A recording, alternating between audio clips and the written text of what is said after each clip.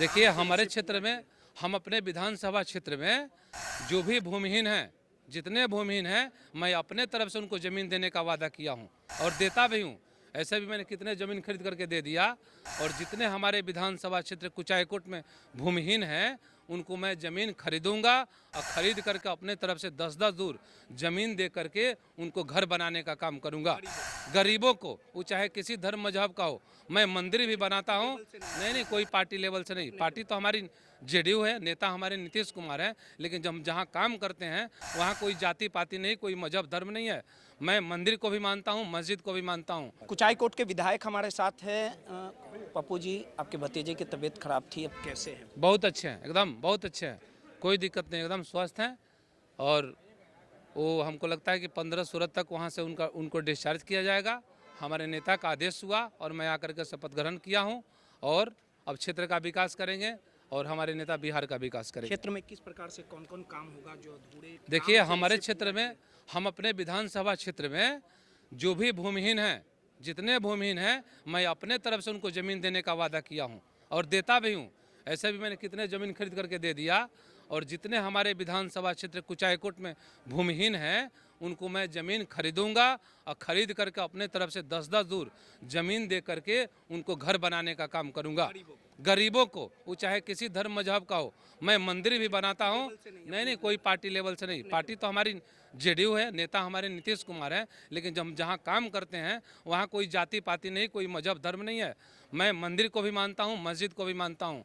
मैंने अपने विधानसभा क्षेत्र में जितने मंदिर मस्जिद है, सब में एसी और पंखा लगाने का काम किया चुनाव के पहले।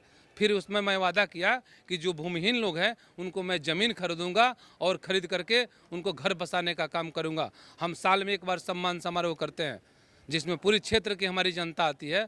लगभग 2 लाख जनता आती है, जिसको मैं बस से भेज करके बुलाता हूं, उसको भोजन कराता हूं, उसको सम्मानित करके उसको भेजने का काम करता हूं। तो यह सब सिलसिला हमारा जारी रहता है, लेकिन हम कहीं सोशल मीडिया पे नहीं दिखाते हैं। बेटियों का शादी हो, चालीसा हो, कजिया हो, मैं सबको उसमें सहयोग करने का काम करता हूँ।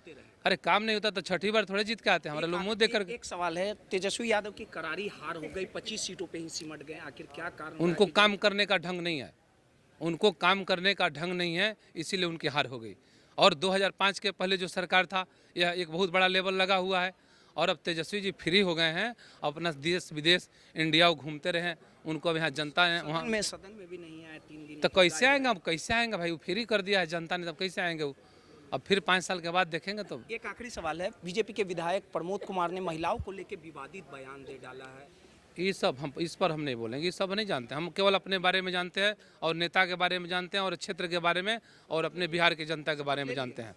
हाँ, शपथ ग्रहण हो गया। कुचायकोट के विधायक अमरेंद्र पांडे और पप्पू पांडे थे, साफ तौर पे कहा है कि कुचायकोट के लिए हम काम करते हैं। उनकी भतीजे की तबीयत खराब थी और लगातार अस्पताल का चक्कर लगा रहे थे, जिसके बाद 4 दिनों के बाद आज शीतकालीन सत्र के आखिरी दिन पहुंचे। उन्होंने बिहार विधानसभा में शपथ ली और साफ तौर पे कहा कि कुचायकोट के लिए हमारा काम जो है वो बदस्तूर जारी रहेगा। हमारे गार्जियन बिहार के मुख्यमंत्री नीतीश कुमार है। नीतीश कुमार से आज उनकी मुलाकात हुई और तेजस्वी यादव को लेके उन्होंने हमला बोला। साफ तौर पे कहा कि तेजस्वी यादव को काम नहीं करने आता है, जिसके कारण 25 सीटों पे ही आरजेडी की पार्टी सिमट गई।